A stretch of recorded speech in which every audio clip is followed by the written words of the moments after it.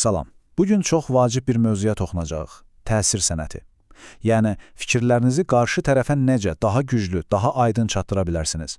Gəlin bunun praktiki yollarını birlikdə araşdıraq.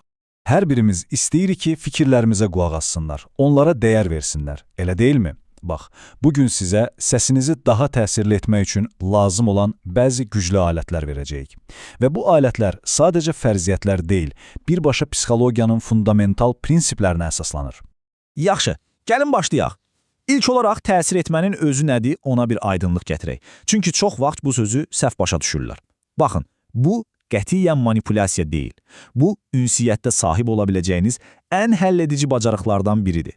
Mütəxəssis Richard Story'nin tərifinə görə, təsir etmə öz məqsədlərinizə çatmaq bacarığıdır. Amma necə? Çox vaxt qarşı tərəf heç prosesin fərqində belə olmadan, yəni bu, istədiyiniz nəticələrə çox incə bir şəkildə ustalıqla yön vermək sənətidir.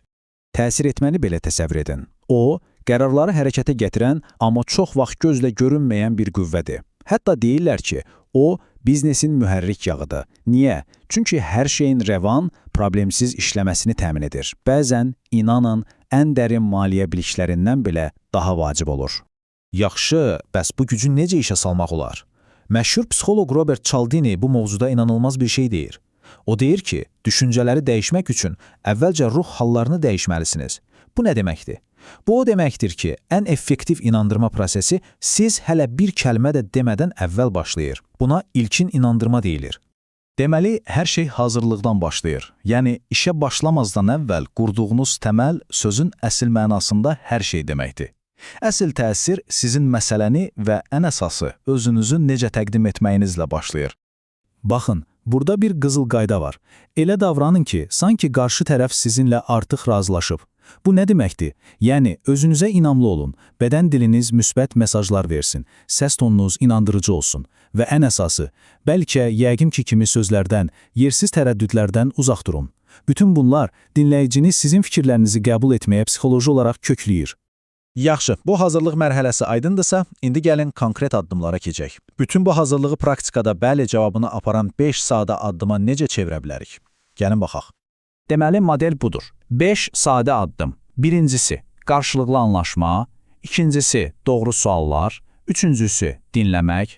4, faydaları göstərmək. Və nəhayət 5-ci addım, qərar. Bu model sizin bəli cavabına gedən yol xəritənizdir. Gücü də məhz sadəliyində və məntiqi ardıcıllığındadır. Əvvəlcə bağ qurursan, sonra ehtiyacı anlayırsan və yalnız bundan sonra həllini təklif edirsən. Və unutmayın, buradakı əsas məqsəd sadəcə kimdənsə hə sözünü qoparmaq deyil, əsla. Məqsəd, qarşı tərəfdə səmimi bir razılıq, hətta bir həvəs yaratmaqdır. Bax, təsirin əsl gücü məhz bundadır. Yaxşı, bu 5 addımın hər biri öz yerində vacibdir. Amma aralarından biri var ki, o, əsl gizli silahdır. Digərlərindən qat-qat daha güclüdür və təəssüf ki, insanların ən çox nəzərdən qaçırdığı məqam da məhz odur. Söhbət ustad dinləmədən gedir. Tom Petersin dediyi kimi, dinləmə nəzakətin ən ali formasıdır. Çünki kiməsə həqiqətən təsir etmək istəyirsinizsə, ilk şərt onu anlamaqdır. Anlamağın yolu isə yalnız və yalnız dinləməkdən keçir. Bəs yaxşı, ustad dinləmə nədir? Bu sadəcə susub qarşı tərəfin danışmasını gözləmək deyil, bu bütün bədəninlə dinləməkdir. Ulaqlarından onun sözlərini və səs tonunu eşidin, gözlərinlə onun bədən dilini, üz ifadələrini oxuyun və qəlbinizlə dinləyin ki, empatiya qura biləsiniz, onu həqiqətən anlaya biləsiniz. İndi gəlin bir müqayisə aparaq. Səmərəsiz dinləyici nə edir? Öz cavabını düşünür, danışanın sözünü kəsir. Effektiv dinləyici isə bütün diqqətini danışana yönəldir və onu anlamağa çalışır. İndi bir anlıq düşünün, siz adətən hansı tərəfdə olursunuz? Unutmayın, bu ikisi arasındakı fərq sizin təsir gücünüzü birbaşa müəyyən edir. Yaxşı, bu fundamental prinsipləri və addımları anladıq, indi isə son və çox vacib bir mərhələyə gəldik. Bu təsir gücündən necə düzgün istifadə etməli? Cavab, yanaşmanı fərdiləşdirməkdədir. Hər bir insan fərqlidir, hər şəxsiyyət tipi fərqli reaksiya verir. Ona görə də əsas məsələ öz üslubunuzu qarşınızdakı insanın ehtiyaclarına və ünsiyyət tərzinə uyğunlaşdırmaqdır.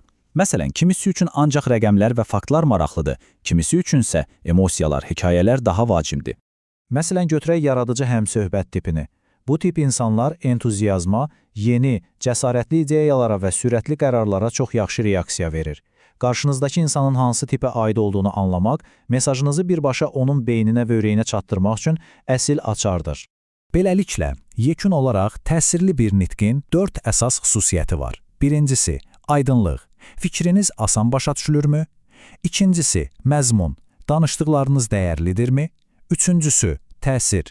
Sözləriniz inandırırmı, yol göstərirmi? Və dördüncüsü, ifadə tərzi. Pauzalardan, səs tonundan düzgün istifadə edirsinizmi? Unutmayın, sizin təsir gücünüz məhz bu 4 amilin zəmindən yaranır.